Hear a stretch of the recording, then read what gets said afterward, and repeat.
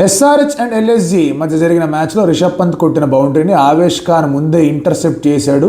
Boundary దాటకుండానే బ్యాట్తో కొట్టేశాడు. దాంతో rule ప్రకారం ఇక్కడ 5 runs పెనల్టీ అండ్ ఆ బాల్ డెడ్ అయిపోవాలి. సో 2 balls 6 runs కొట్టాలి. ఎస్ఆర్హెచ్ కూడా 100 మ్యాచ్ అది ఇది అని మాట్లాడుతూ ఉన్నారు. బట్ ఎగ్జాక్ట్గా రూల్ ఏం చెప్తుంది? ఎస్, డెఫినెట్లీ ఫీల్డ్ ఆఫ్ ప్లేలో సంబంధం లేని వాళ్ళు ఇలా ఈ బాల్ని ఆపే ప్రయత్నం చేస్తే పెనల్టీ వర్తిస్తుంది కాదనట్లా. కానీ దానికి సిచ్యువేషన్స్ కూడా ఉన్నాయి. ఇప్పుడు ఆ బాల్ ఖచ్చితంగా బౌండరీకి వెళ్తుంది, అందులో there is no stopping it అనుకుంటే ఆ బౌండరీ అవాయిడ్ చేసేసేవాళ్ళు, పెనల్టీ ఇవ్వాలా వద్దని చెప్పేసి ఆలోచిస్తూ ఉండేవాళ్ళు. కానీ ఇక్కడ సిచ్యువేషన్ ఏంటి? ఎల్ఎస్జీ కావాల్సిన పరుగులంతా గెలవడానికి ఒకటి, ఆ బాల్ షార్ట్గా బౌండరీకి వెళ్ళేది, పైగా మ్యాచ్ అయిపోయింది ఆ షాట్తో. సో డెఫినెట్లీ ఇన్ని సిచ్యువేషన్స్ ఉన్నప్పుడు ఈవెన్ ఇఫ్ ఎస్ఆర్హెచ్ కూడా ఎస్ఆర్హెచ్ అప్పీల్ చేసేది కాదు. ఎందుకంటే ఇది మొదటిసారి కాదు, బస్ చాలామంది చాలాసార్లు బాల్ బౌండరీకి రాకుండా పరిగెత్తేయడాలు, తర్వాత బాల్ పట్టేసుకోవడం ఇలాంటివన్నీ చేస్తారు.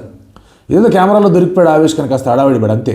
సో ఇలా కొట్టాడు కాబట్టి దాన్ని ఇన్సిడెంటల్ ఎక్సైట్మెంట్, అంటే హడావిడి ఆపుకోలేకుండా చేసిన చర్య అది, ఆనందం ఆపుకోలేకుండా చేసిన చర్య అది.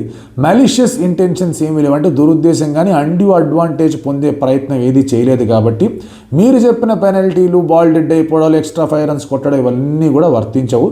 ఈవెన్ ఇఫ్ ఎస్ఆర్హెచ్ కూడా అప్పీల్ అంపైర్లో చెప్పేవాళ్ళు, బాస్ ఏంటి అయిపోయింది కదా అనేవాళ్ళు, ఎస్ఆర్హెచ్ ఒప్పుకునేవాళ్ళు. సో దీన్ని అంతగా రచ్చ చేయాల్సిన పనేమీ లేదు, దీన్ని పెద్ద చేయకండి, ఇట్స్ ఆల్ డన్.